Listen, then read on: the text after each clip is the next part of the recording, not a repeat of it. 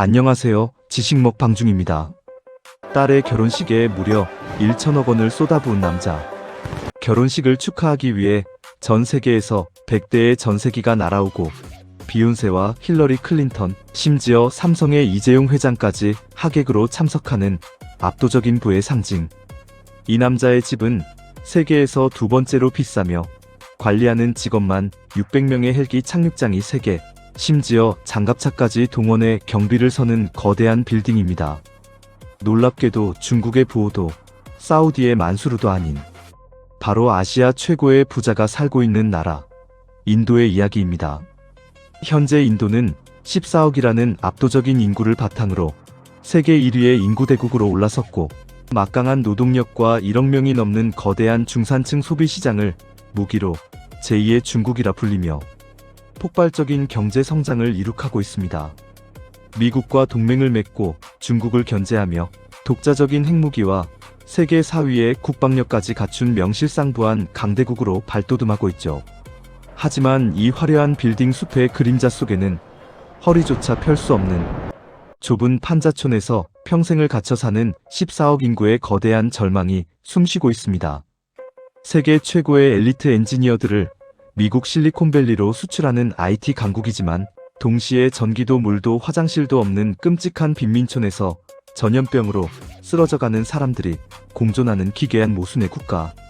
도대체 인도는 어쩌다 이렇게 극단적인 부와 가난이 한 하늘 아래 공존하는 세상에서 가장 잔혹한 빈부격차의 늪에 빠지게 된 걸까요? 원래 이 나라는 4대 문명의 발상지이자 비옥한 대지 위에서 엄청난 부를 누리던 풍요의 땅이었습니다. 얼마나 자원이 넘쳐났는지 유럽의 탐험가들이 인도의 부를 차지하기 위해 목숨을 걸고 새로운 항로를 개척하러 떠날 정도였죠. 콜럼버스가 아메리카 대륙을 인도로 착각해 원주민들을 인디언이라 불렀던 웃지 못할 총극도 바로 이 인도의 거대한 부에 대한 탐욕에서 비롯된 것입니다.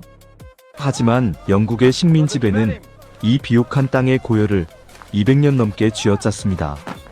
거대한 영토와 10억이 넘는 인구를 통제하기 위해 영국이 선택한 무기는 무력보다 훨씬 잔혹한 이간질이었습니다. 영국은 인도 사회의 뿌리 깊은 계급제도인 카스트를 교묘하게 이용했습니다. 가장 천대받던 계급인 수드라와 그 계급에조차 속하지 못해 인간 취급을 받지 못하던 불가촉 천민들에게 역차별적인 혜택을 던져주며 계급 간의 증오를 부추겼습니다. 뿐만 아니라 다신교를 믿으며 평화롭게 공존하던 힌두교도와 이슬람 무슬림들 사이에도 불화의 씨앗을 뿌렸습니다.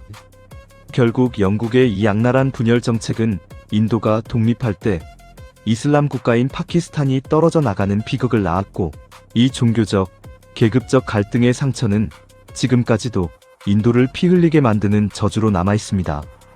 식민 지배의 끔찍한 악몽이 끝난 후 이들은 또다시 가난으로 향하는 급행열차에 스스로 몸을 싣습니다. 1947년 독립 이후 40년 동안 인도의 정권을 장악한 엘리트들은 국가의 핵심 산업과 금융을 모조리 국유화하고 시장 경제를 철저히 통제하는 사회주의 노선을 채택했습니다. 결과는 참담했습니다. 40년 동안 경제 성장률은 2%대에 머물렀고 국가는 가난의 늪에서 헤어나오지 못했습니다. 물론 이 시기에 인도 공과대학 IIT를 설립하여 오늘날 전 세계 IT 산업을 주름잡는 천재 엔지니어들을 길러내는 기틀을 마련하기도 했지만 대다수의 국민은 극심한 빈곤에 시달려야 했습니다. 정치인들은 국가의 발전 대신 자신들의 권력을 유지하기 위해 가장 치졸하고 악랄한 방식을 선택했습니다. 바로 과거 영국이 써먹었던 분열과 이간질을 그대로 답습한 것입니다. 만약 굶주림에 지친 수억 명의 하위 계층과 불가촉 천민들이 하나로 뭉쳐 기득권을 향해 분노의 화살을 돌린다면 정권은 버틸 수 없었을 것입니다. 그래서 정치인들은 이들이 하나로 연대하지 못하도록 끊임없이 종교 갈등을 조장하고 계급 간의 혐오를 부추겼습니다.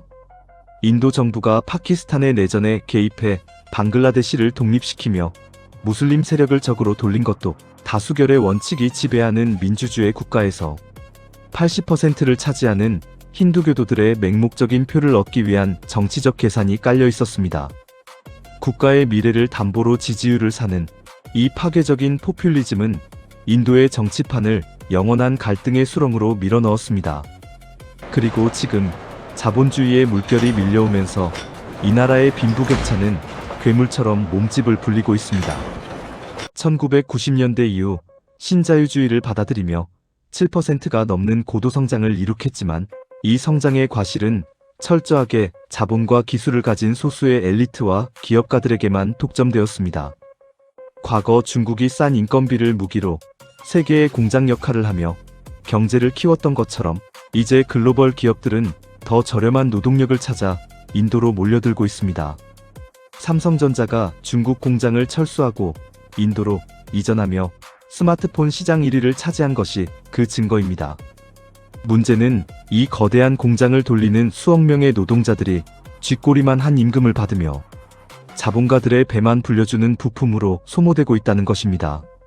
자본주의 시스템 안에서 돈을 버는 속도는 노동으로, 돈을 버는 속도를 아득히 초월합니다. 글로벌 기업들이 세운 번쩍이는 마천루와 1억 명의 중산층이 소비를 즐기는 화려한 쇼핑몰. 바로 옆에는 썩은 물이 흐르는 하수구 위로 뼈대도 없이 나뭇가지로 엮어 만든 천막집에서 평생을 살아가는 수억 명의 빈민들이 존재합니다. 이들은 인간의 수고를 덜어줄 그 어떤 기계도, 정보의 바다에 접속할 스마트폰도 없이 철저하게 문명과 단절된 채 하루하루 생존을 위한 사투를 벌이고 있습니다.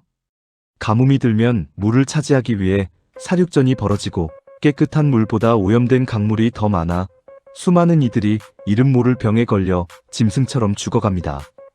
병원에 가도 의사는 없고 농민들은 감당할 수 없는 빚더미에 짓눌려 스스로 목숨을 끊는 것이 일상이 되어버린 끔찍한 지옥입니다. 가장 심각한 저주는 21세기가 된 지금도 수억 명의 사람들이 카스트라는 보이지 않는 족쇄에 묶여있다는 사실입니다.